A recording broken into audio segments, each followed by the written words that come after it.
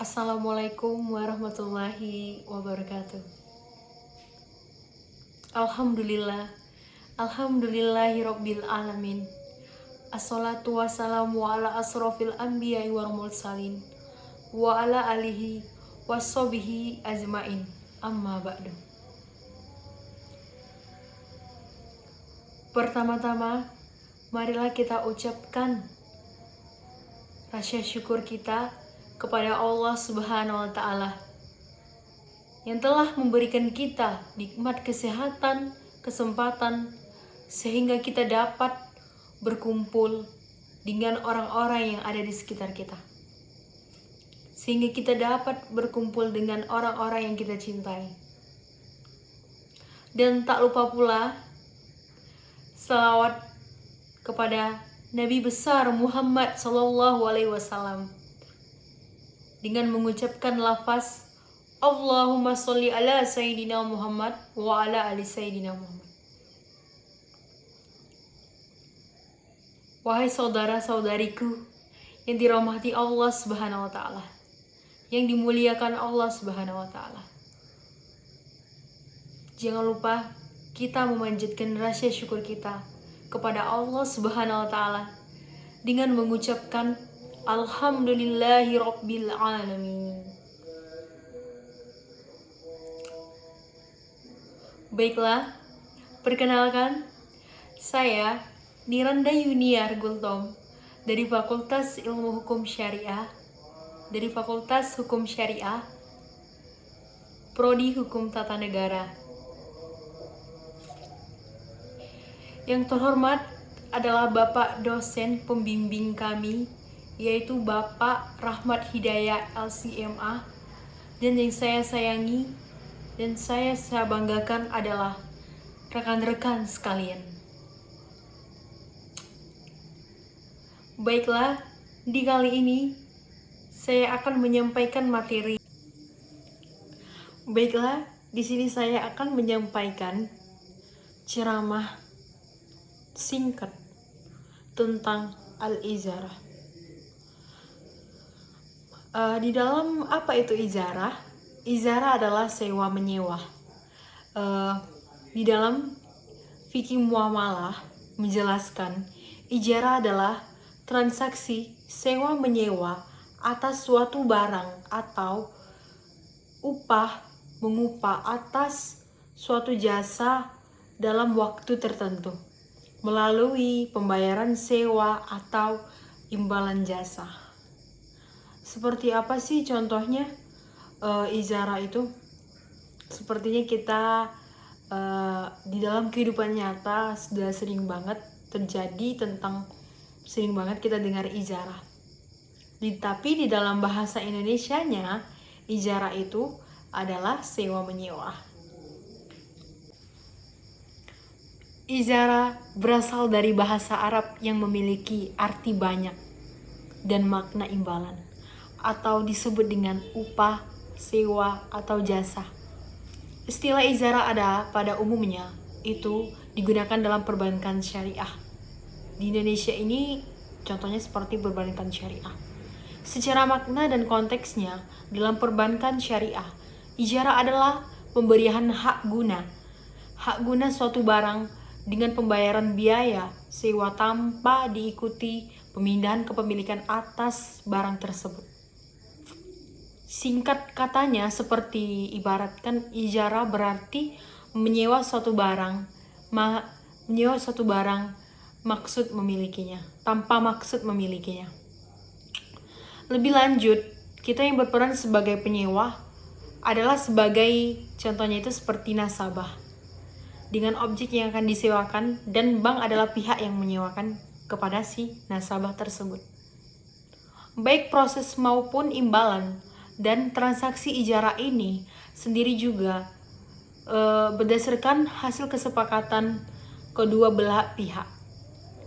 Bukan hanya itu saja, tujuan dari penyewaan barang atau aset tersebut haruslah jelas diketahui sebelumnya. Akad ijarah adalah berfokus kepada manfaat barang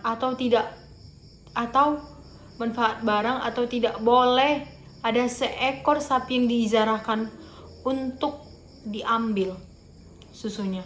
Hal ini diperbolehkan karena susu dapat menjadi benda yang diperjualbelikan. Di dalam izarah tentu ada hubungan dan kaitannya tentang materi yang saya sampaikan ini. Kita sebagai umat muslim, akad izarah itu sudah diatur dengan syariat Islam. Baik proses maupun imbalan dan transaksi ijarah ini sendiri juga berdasarkan hasil kesepakatan antara kedua belah pihak. Seperti contoh transaksi ijarah.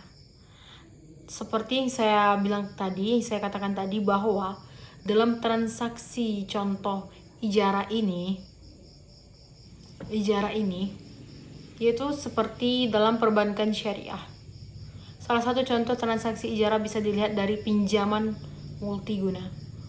Contohnya, seorang menjamin sepeda motornya ke bank untuk mendapatkan pinjaman. Jadi dia ini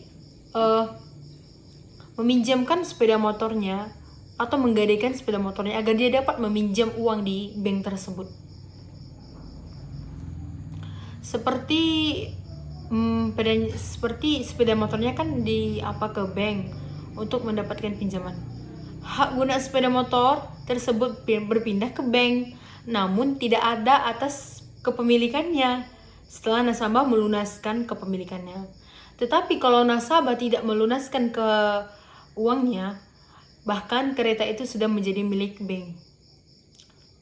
Setelah nasabah melunaskan pinjamannya, hak guna motor pun tersebut akan dikembalikan kepada nasabah. Rukun izarah. Adapun rukun-rukun ijarah dalam syariat Islam sebagai berikut. Yang pertama adalah ada orang yang menyewakan suatu barang atau mu'azzir dan mutasyir. Yang kedua, ada akad antara penyewa dan yang menyewakan. Yang ketiga, seperti ada ijab qabul atau sighot. Yang keempat, ada upah atau ujrah. Yang kelima, ada manfaat baik antara pihak yang menyewakan dan pihak yang penyewa atau pihak penyewa.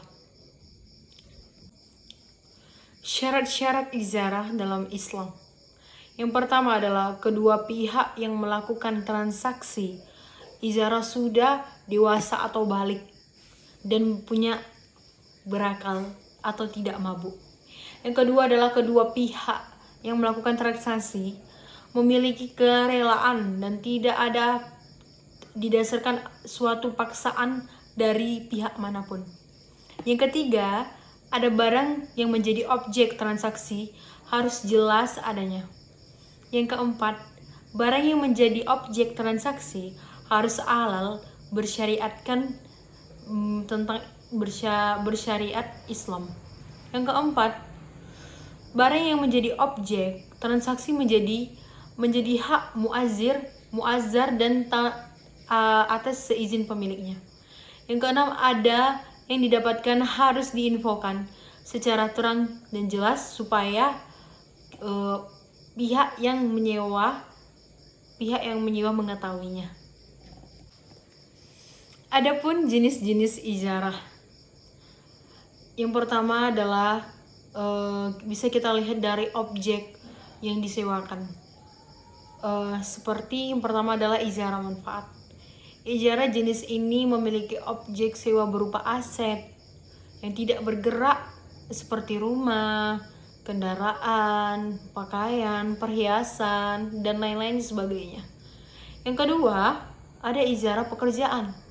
Ijarah atas pekerjaan mengarah kepada objek sewa yang berbentuk pekerjaan atau jasa, yakni seperti menjahit baju, memperbaiki barang, membangun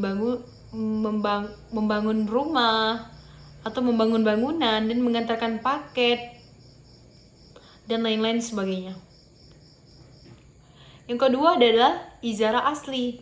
Ijarah asli adalah transaksi menyewa-menyewa transaksi sewa menyewa terhadap objek ijarah yang dilakukan tanpa ada pemindahan hak kepemilikan atas aset atau barang tersebut.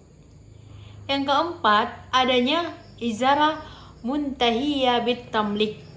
Artinya, ijarah ini disingkat sebagai IMBT atau ijarah yang terjadi dengan adanya penilaian atau perpindahan.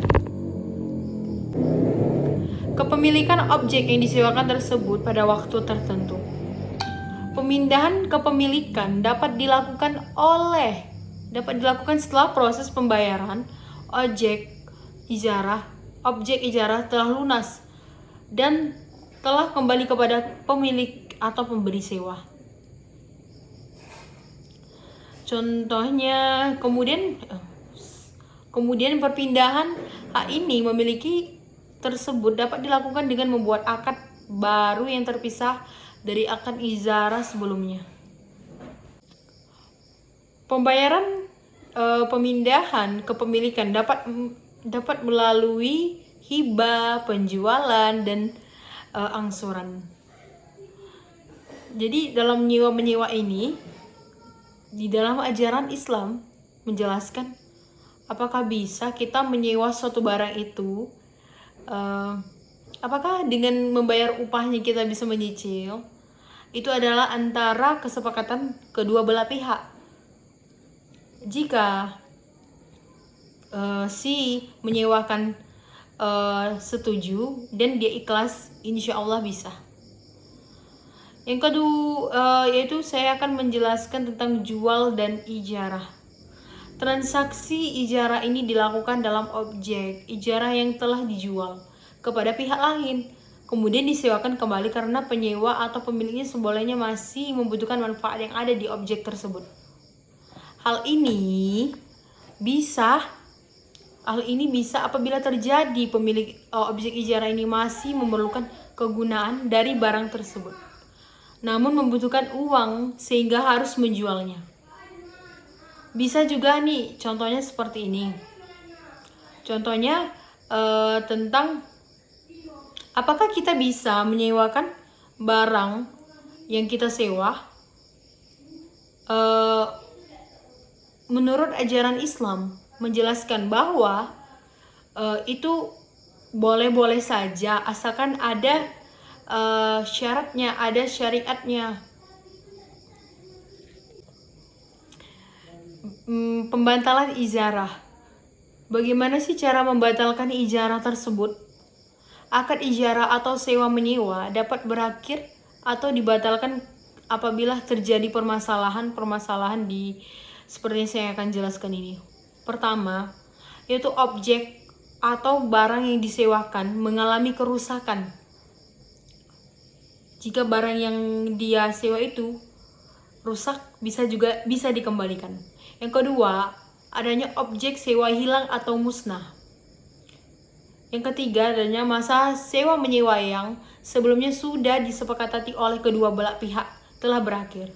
Apabila dalam bentuk barang tersebut, maka penyewa harus mengembalikan kepada kepemilikannya, sehingga jika yang disewa adalah jasa, maka orang tersebut berhak menerima upah dari jasa yang telah melakukannya atau yang telah memperbaiki barang tersebut. Ketiga, terjadinya uzur. Yang keempat itu terjadinya uzur pada salah satu pihak. Landasan hukum ijarah. Landasan hukum ijarah, transaksi ijarah sendiri berasal dari Quran Surah At-Tolak ayat 65 yang berbunyi tentang tempatkanlah mereka pada istri di mana kamu bertempat tinggal menurut dan menyusahkan janganlah kamu menyusahkan mereka dan menyempitkan hati mereka. Dan jika mereka istri-istri yang sudah ditalak itu sedang hamil, maka berikanlah kepada mereka nafkahnya hingga mereka bersalin. Kemudian jika mereka menyusahkan anak-anakmu untukmu, maka berikanlah kepada mereka upahnya. Dan musyawarahkanlah di antara kamu atas segala sesuatu dengan pihak, dan jika kamu menerima kesudikan itu, maka perempuan lain boleh menyusui anak itu. Di dalam Quran surah ada juga di dalam Quran surah Al-Qasas ayat 26 dan 27 yang memiliki arti. Salah seorang dari kedua belah pihak wanita itu berkata, "Ya, bapakku, ambillah ia sebagai orang yang bekerja.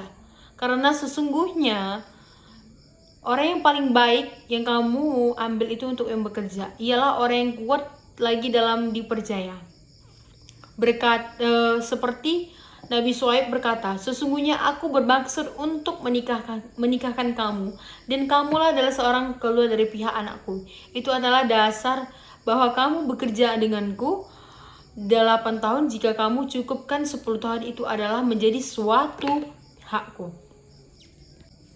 Dan menjadikan suatu hakku dari kamu, maka kamu akan hendak memberati kamu, dan kamu insya Allah akan mendapatkan golongan-golongan orang yang terbaik di sisi Allah Subhanahu wa Ta'ala." Baiklah, di sini saya akan memberikan kesimpulan tentang izarah. Berdasarkan pembahasan dapat ditarik beberapa kesimpulan yang saya jelaskan tadi, bahwa kesimpulan izarah adalah akad pemindahan kepemilikan atas suatu barang atau jasa ke dalam waktu tertentu melalui pembayaran sewa, upah, tanpa diikuti dengan pemindahan kepemilikan barang itu sendiri. Jadi, itulah ijarah menurut syariat Islam, adalah sewa menyewa. Itulah materi yang dapat saya sampaikan pada malam hari ini. Semoga kita tetap dalam lindungan Allah Subhanahu wa Ta'ala dan tetap sehat selalu. Amin, amin ya rabbal alamin. Semoga apa yang saya sampaikan bermanfaat bagi kita semua. Terima kasih banyak kepada Bapak dosen pembimbing kami.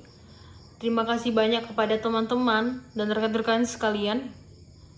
Jika ada kekurangan atau kelebihan, saya mohon maaf, karena setiap umat manusia tidak luput dari kesalahan. Jika ada salah, saya mohon maaf. Saya akhiri dengan wabillahi taufiq walhidayah. Wassalamualaikum warahmatullahi wabarakatuh.